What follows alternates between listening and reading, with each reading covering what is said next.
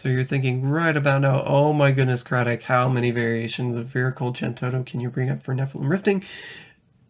Don't worry, this is the last one. This particular variation is pretty interesting.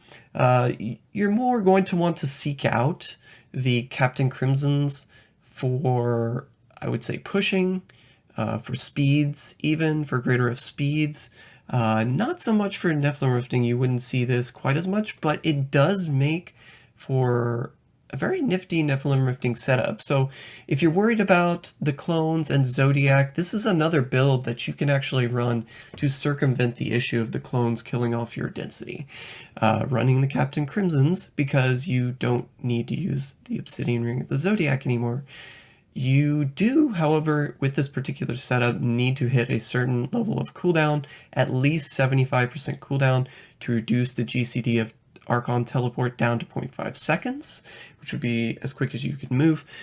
One thing to note, though, because you still have to ramp up your Archon, and when the first time you enter Archon in a Rift is typically just after you enter the Rift, your Gogok will not have been up, and your time outside of Archon after your first Archon ends will be significantly longer investment. So this is kind of where this particular build takes just a little bit longer. It's not really the ramp up. The ramp up of the stacks is actually really quick.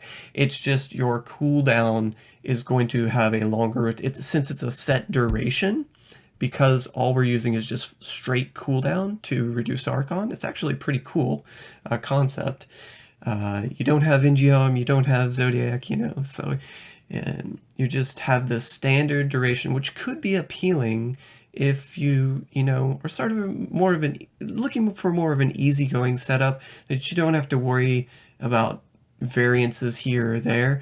This might be the build for you, right? If you're into Vyr Chantodo, something a little bit more standard that, as far as I could tell, had the least variance between good rifts and bad rifts. It pretty much performed always the same. The problem was, compared to the In-Geom Cosmic Strand setup and the Aetherwalker Echoing Fury configuration, this one was a few seconds slower on average per rift, right? Because you don't have the quicker teleport, and you still have to deal with the slow ramp up at the beginning. So, but it's still a very cool setup, because you don't need to fit in that extra weapon with either the In-Geom or the Aetherwalker.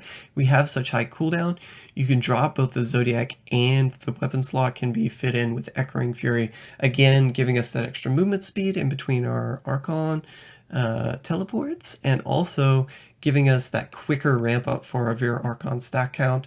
The standard duration on your cooldown also means your Chantodo stacks are always guaranteed to be really freaking high, stacked up like insanely high because of the extra attack speed from the Echoing Fury. Static Discharge is just gonna throw your stacks through the roof. Having targets is kind of nice because, again, while your Shadow Clones can't take away you resetting your Archon, they can take away the fact that your Chantodo stacks will be lower.